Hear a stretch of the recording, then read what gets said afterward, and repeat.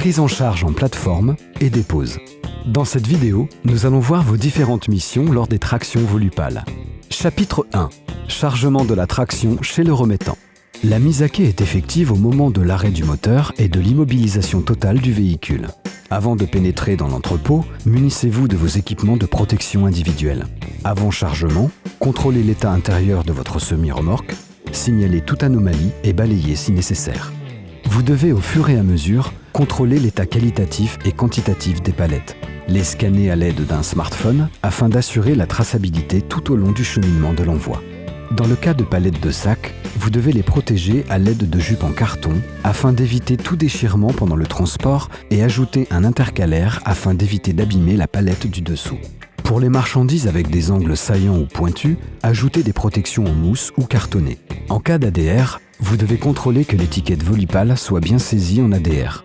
Il est strictement interdit de gerber des matières dangereuses.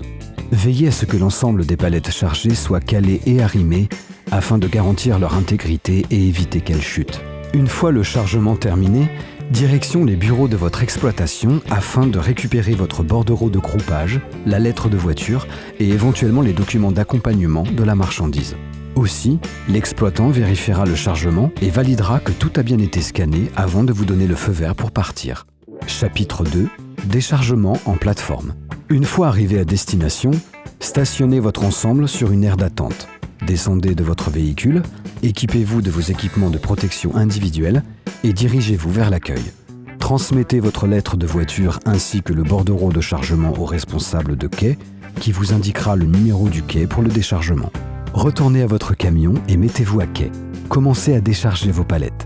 Les palettes sont lues et contrôlées soit par le portique CLAP, soit par un agent de quai de la plateforme. Une fois le déchargement terminé, dirigez-vous à nouveau vers les bureaux pour recevoir votre bordereau de déchargement. Vous devez contrôler en présence du responsable de la plateforme les manquants, les écarts d'équivalence, les produits palettes, demi-palettes, ADR, monopalettes, les avaries.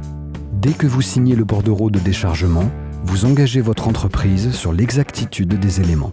Suite à la signature du bordereau de déchargement, vous pouvez vous mettre en place afin de charger votre traction. Une fois à quai et pendant les opérations de chargement, vous devez balayer si nécessaire et penser à utiliser les poubelles à votre disposition.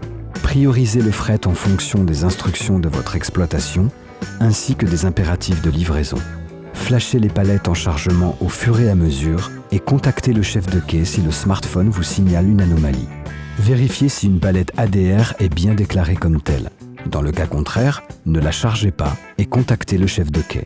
Contrôlez l'état physique des marchandises et signalez toute anomalie au responsable de plateforme afin de saisir les réserves et prendre une ou plusieurs photos.